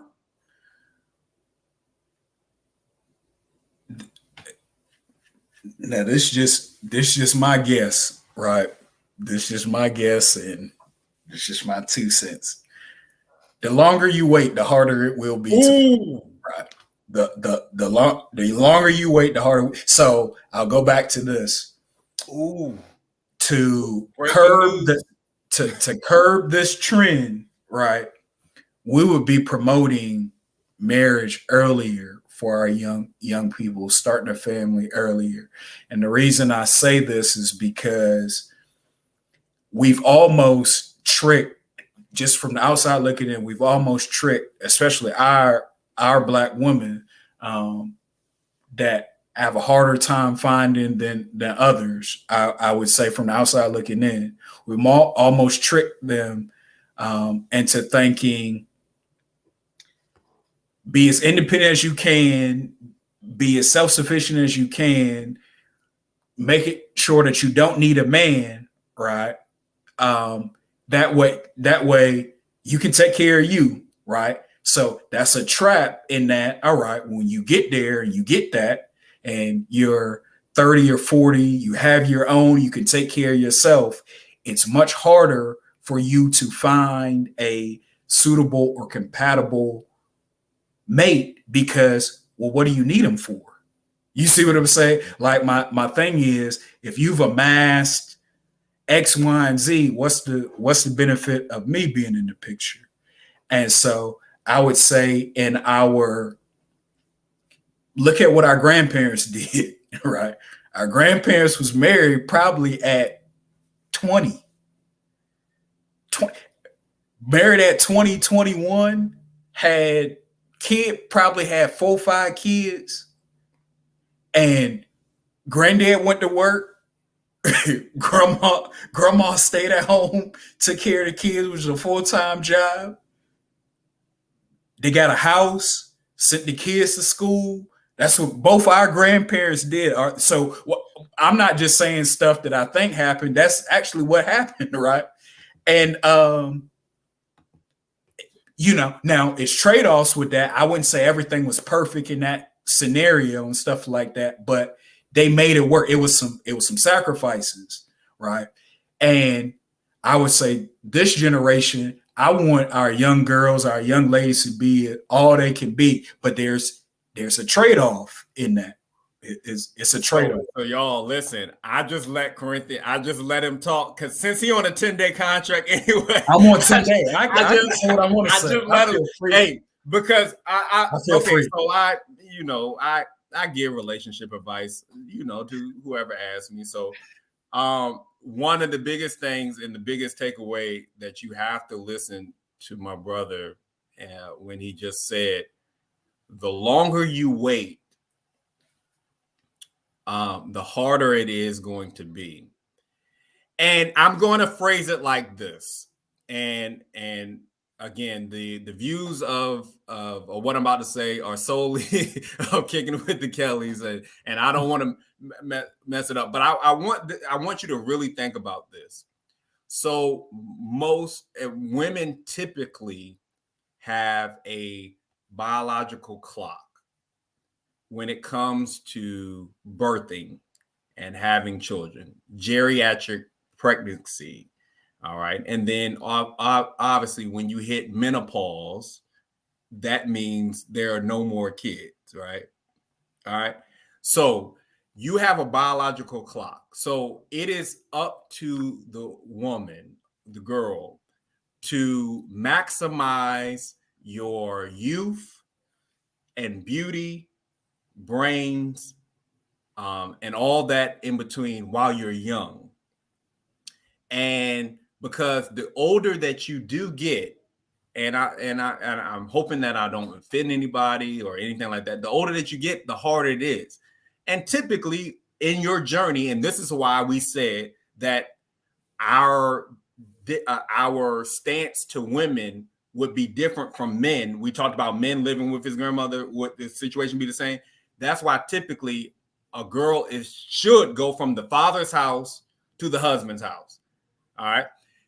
Now, the older you get, obviously, life has happened. And then a guy typically wanting a wife, typically, and we're going to say that the exception does not, how do we phrase that, Corinthian? Disprove the rule? Yes. Yeah. Okay. The exception does not disprove the rule. So typically a guy getting married probably wants a family. All right. And kids. So the older that you get, if you don't have any kids, then that would be very hard. So I'm just going to have to say that just as our premise. So if you amass a lot of money in your independency and everything like that, a lot of females, I think, believe that they can garner, if you're making a good money, that you can garner a guy that makes the same amount as you or more, or to be the provider. But typically, men who have, in their youth, they will probably consider, oh, that's just that little boy. I don't want him. He doesn't have anything. When he was 18, 19, 20, and 21, 22, 20, people weren't checking for him. But as he has grown and matured, maybe got a little gray hair, maybe got promoted, now he can typically demand a little bit more as he gets older. So, and typically a guy, our biological clock, typically we can have children up until a lot of years. So I would say that maximize your youth. And that's all I'm going to say about that. Oh, Lord, somebody just said, all right, okay, Kevin Sanders. Hey, listen, I'm talking to the folk. I'm just trying to talk to the people. Just simple question. What are you looking for now as you're older? Women shouldn't settle for the sake of getting married. People are divorcing left and right. Corinthian, you have any thoughts on that? Well, yeah. No, this is very, very true. Now I'm sweating, Corinthian. Now I'm in the hot seat. I know. We both can be in the hot seat today. So, is it easier or harder to do life by yourself? That's the question. So, if it's easier to do, if you think it's easier to do life by yourself, if you think it's going to be cool at 70 to take yourself, walk yourself on the beach and not, have someone to do life with, more power to you. I just know for me, I'm glad that I am married because I have someone that I can experience my 60s with, Lord willing. You see what I'm saying? Like that sort of thing. So that's how I look at it. And that's not, I wouldn't want anyone to settle, but I think we have to go back to the messaging of marriage is okay. Like we've gotten away from marriage is okay. There are folks that give you every reason on why you shouldn't marry. You're telling me all the things that could go wrong in a marriage, but we don't prompt what could go right. All the stuff that could go right. Oh, Corinthian. Yes. Yeah. I like how you said that. We got a comment. The narrative that how our parents / grandparents did it is goals. The standard is so problematic, but that's a combo for another day. Like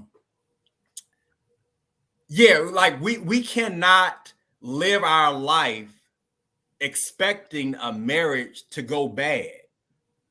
Yeah. We cannot say, oh man, there's a lot of people getting divorced, I shouldn't get married. Yeah. That's not how we should be living our life. Marriage is great. Marriage is a good thing. Marriage is what essentially should be the family unit. When we talk about family, you can't talk about family without a husband and a wife being together, bringing forth children, and then they're a family. So see, I'll take it out of the marriage realm. We don't talk about, when we talk about going to college, nobody says we shouldn't go to college because you might drop out and stuff like that. Like no one is arguing the negative about going to college. They saying you should go because it's a good idea to go. Right. Yeah. And I'm saying we need to shift the marriage where it's a good idea. Like, wow. There's things that could go wrong, like with anything, right? But I have just learned by you saying that it's not what you say, but sometimes how you say it. Wow. If somebody needed to hear that if you can't take away from that, I don't know what you would listen to, honestly. Someone put in my chat, thanks, Jess. I think we have to be realistic for what we actually need versus want in marriage. Working together for the goals of each other in the family unit is so important. So I definitely agree with that. Well, that's okay. All right. Not to jump in anything just because. So the question would be, well, why would you just jump into something like, there has to be a vetting process. Arthur, so you just went where I was going to go. So we have to teach vetting. Like with marriage, it's not about this person's so cute. Like it marriage is something that goes beyond just looks and superficial. I'm talking about you gotta know how the family is. Like you ain't just marrying a person, you marrying the family, everything that come with it, like financial goals, all that kind of stuff has to be discussed, right? Before you gotta do your research. You gotta do your Carfax. Carfax report. You gotta do your Carfax report. Like all them questions, are so important because that new car smell it wear off after a while. Like where that's just not enough. Like once you get past all that, it's heavy. I would say the biggest test for marriage: are you capable of maturing together?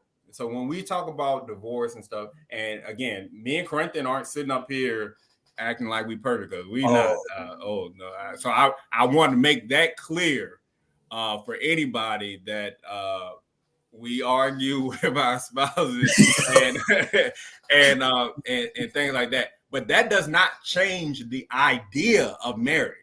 Yeah. It does not change that marriage is honorable. And all. So like we cannot negate that marriage is something that you should strive to have.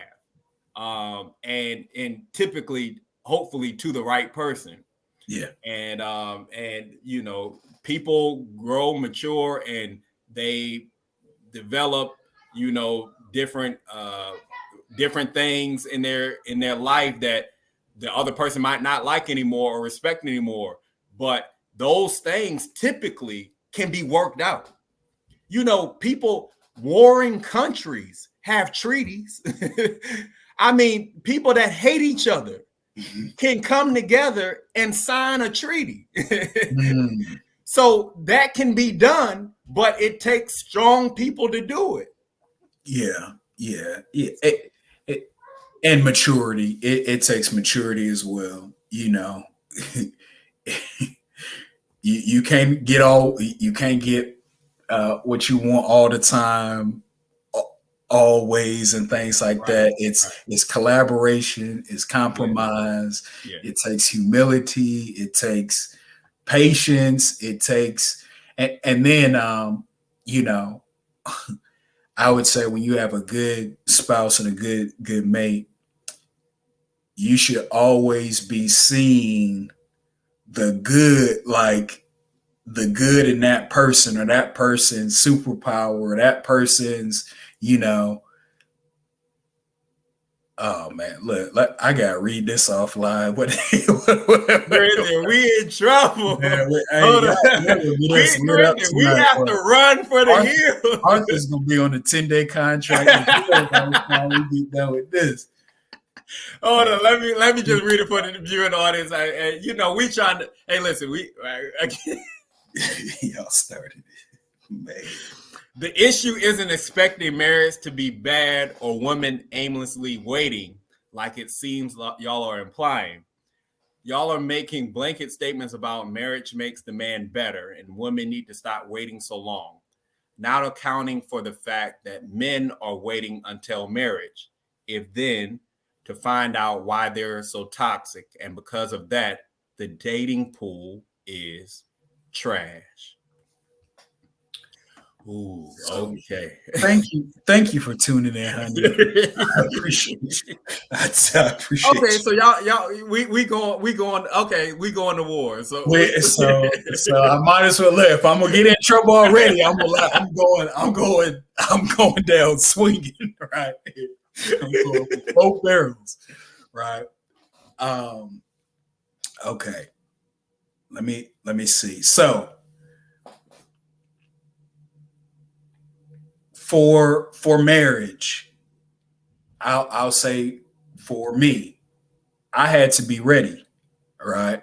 And I would say if I had got married at 27, like I thought I was going to do, it would not have worked because I wasn't mature enough for it, right? So in terms of that waiting, right?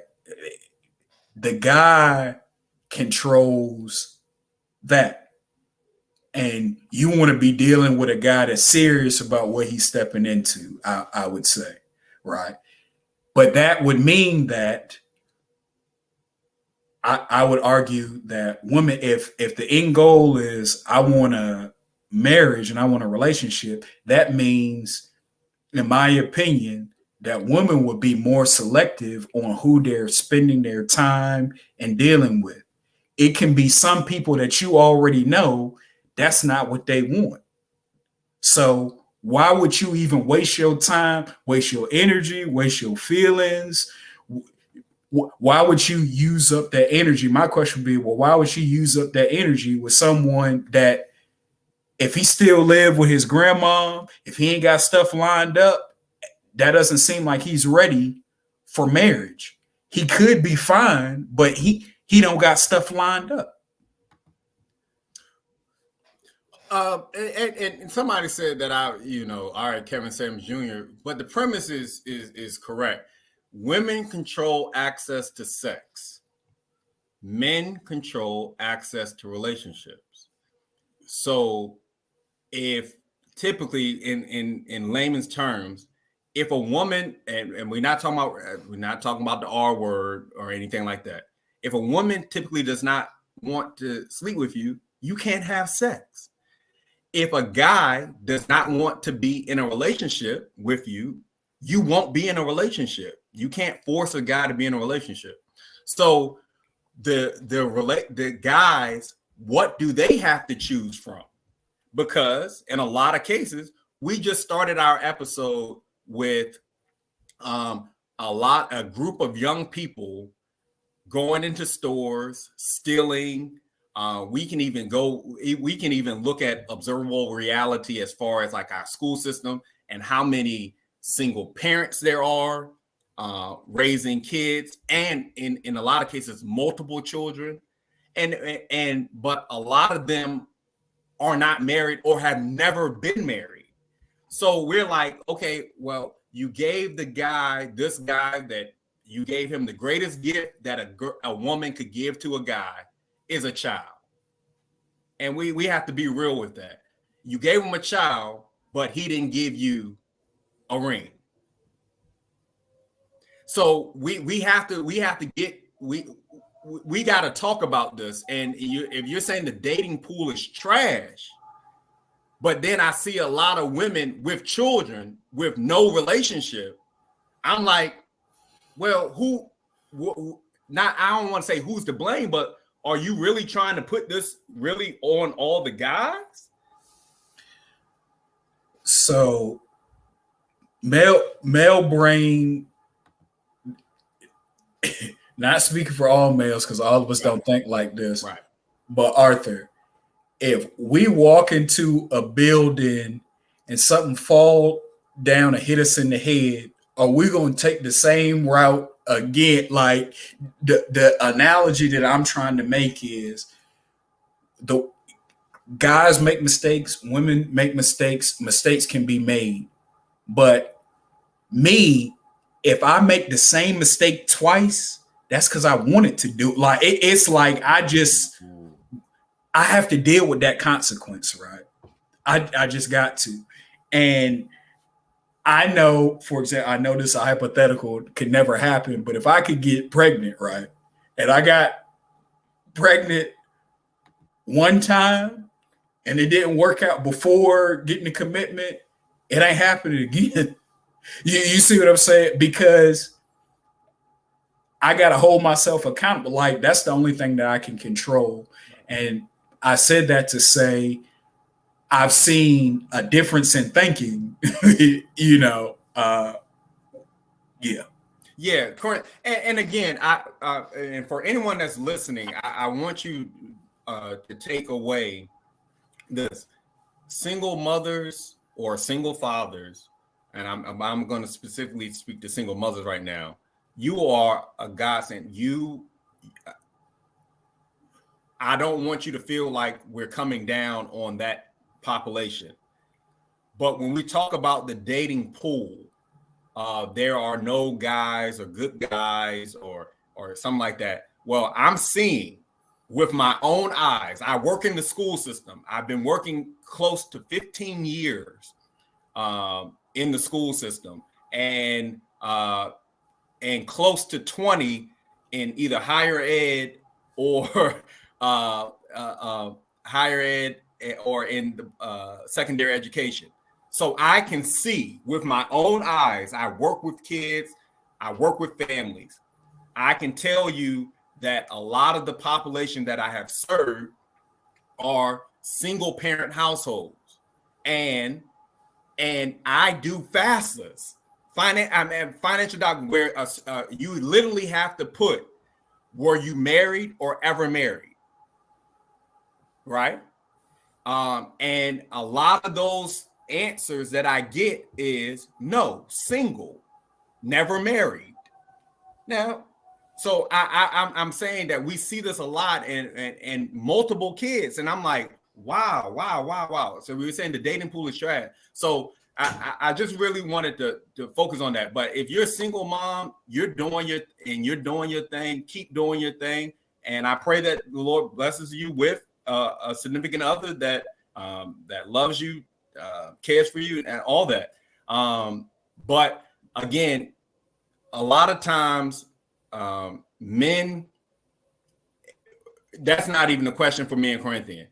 If you're not taking care of your responsibilities, we don't consider you in the circle of men. We really don't. And we really don't even have any time for it because you are the problem. I don't know them guys. I don't know who that is. Yeah. So compromises and trade-offs. I think that's where we're gonna get to. All right, we got 5 minutes and then we are out. If anybody else wanted to add a question, you wanted to rebut anything that we said, we are open. We're big boys. We can take it. I have to go get our show canceled. We're gonna be kids. Hey, listen. Yes. Hey. One thing that we do want to say, we talked about family and community. Let's really figure out some things to help aid us in rebuilding strong, vibrant communities, and that can be as simple as the neighbors on your street, helping them when they're in trouble. It's just building that strong community, that community unit, and I think that's a start. Yeah. So, Arthur, you heard the statement. How do you swallow an elephant? One bite at a time. Wow. So it has to start just on your the thing. Focus on what you can control. One in your man, Arthur. You back over again, man. Thank you, Heidi, for saying stuff that we could not say, but yeah, we agree with you. 100%. Well, it's Corinthian. I'm not gonna start because we got 4 minutes. It's not necessarily keeping your legs closed. Now, obviously, we already know about fornication. I'm not even gonna go into that. But there are a lot of people in other communities that can have vibrant sex lives and not bring forth children. And there's a lot of reasonings, but I'm just going to say that. So I'm not saying you got to keep your legs closed. Now, if you Christian and that's what the scriptures say, but I'm not saying that, but you got to be smart about, how you do it, how you go about it. I'll take it a step even further. You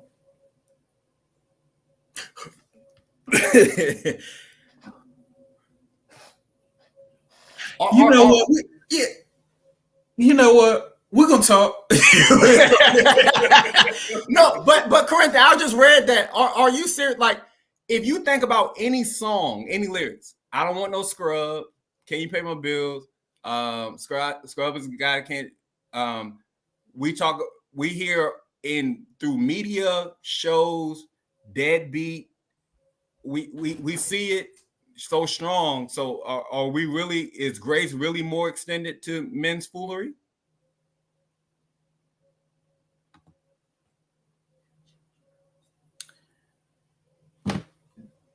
This is my question. We got 2 minutes. This is my question. Okay. I will put this on the women, right? And ask this question: do women hold other women accountable?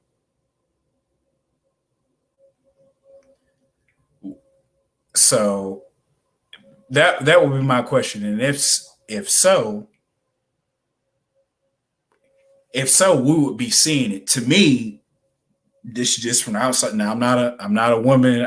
Y'all might have a secret language where y'all holding each other accountable and stuff like that. But from what I see, it is right, wrong, or indifferent. There is support, right, wrong, or indifferent. And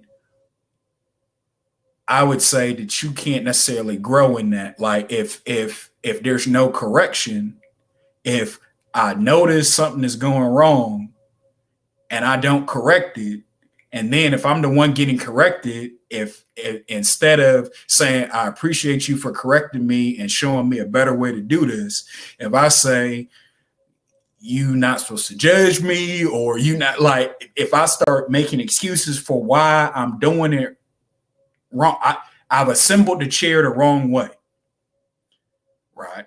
The chair's been assembled the wrong way. I'm showing you the correct way to assemble it. And if you take offense to that correction, to me, that's, you stunt growth that way, right? So. Oh, wow. That's a very poignant question. Are women holding each other accountable when it comes to what they brought to the table? And, you know, and I would say that men who aren't working or doing something, like, they're called losers. That's what women call them. Women, I mean, as a man, you know, women, if you're not making a certain amount of money, if you don't drive a nice car, all this, to women in observable reality, men are typically like, you are a scrub, you're a loser. All right.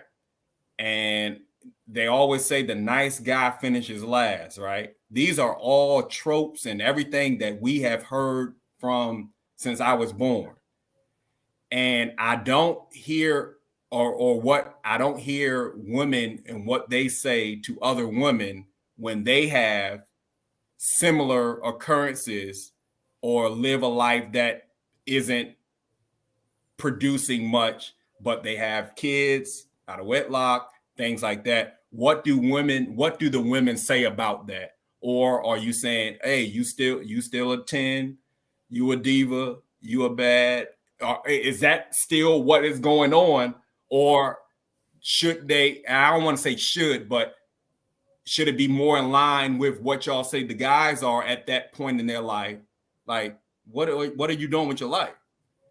So I'm not gonna say anything else about that, but yeah. See, I'll use this analogy where there is no sympathy for the 350-pound dude. Like there's nobody that say you still beautiful and stuff like that. Like they don't get that body positivity.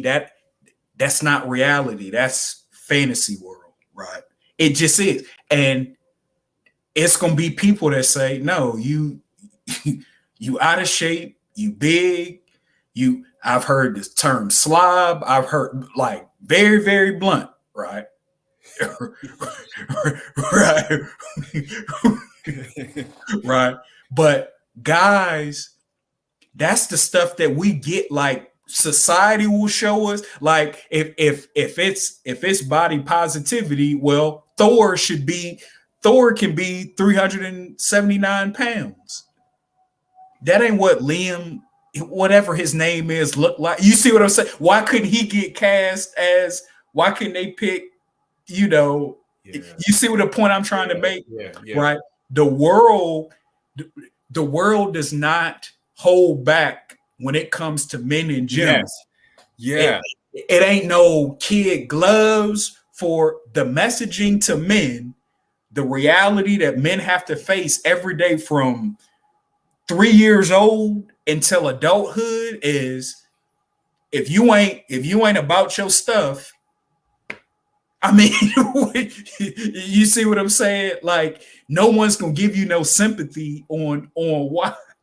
Wow. And we've just accepted that, right? Wow. That's the word that we gotta adapt. And wow, you either gonna adapt and you either better. Gonna do something. I'm either gonna do something about it, or No, you're absolutely correct. Absolutely correct. And I would think, and I can't speak for, but I would think most men would agree with what you just said now. Yeah, but whether they agree or not, that's the world that they live in, right? It's just the way it is. I'm not saying it's right, wrong, or indifferent. That's reality. Now, you want to live in a fantasy world and think that Thor is going to be cast as, no, it's just not going to work. Tasha said her head started hurting. We didn't make her head start hurting. Listen, hey, this is two perspectives from two Black males who are just trying to give y'all a platform that you can come to.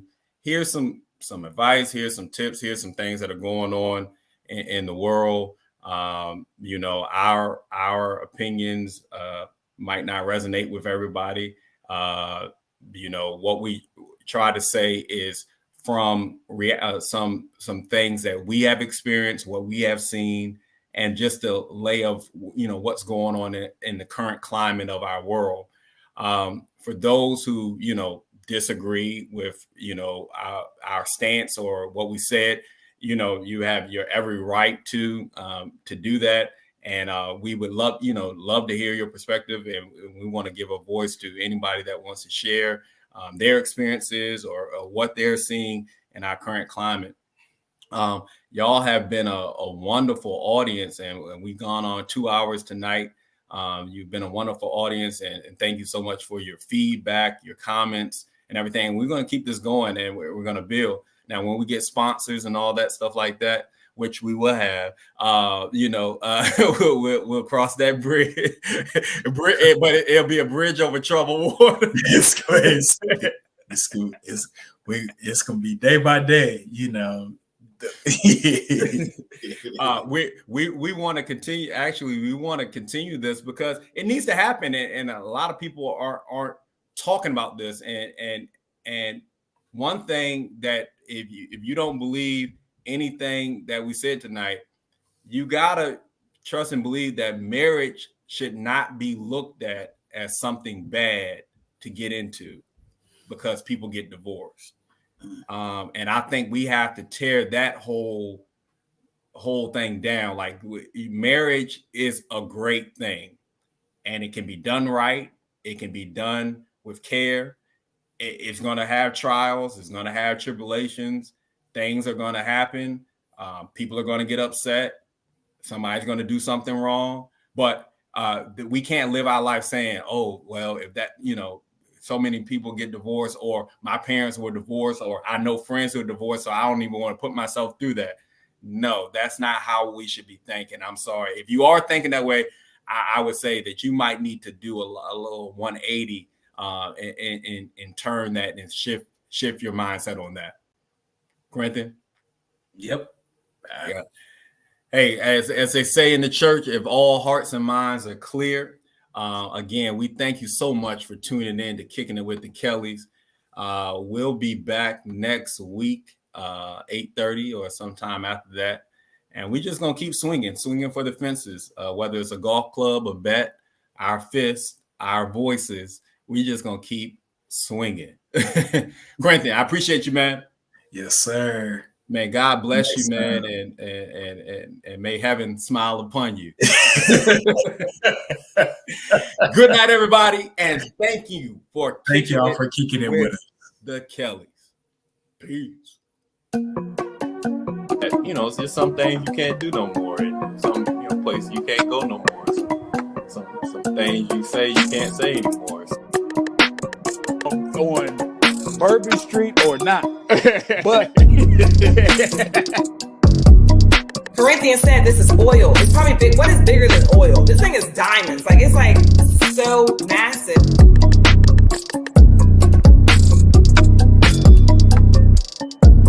Not gonna do this with y'all. Y'all not gonna. This is cyberbullying, right?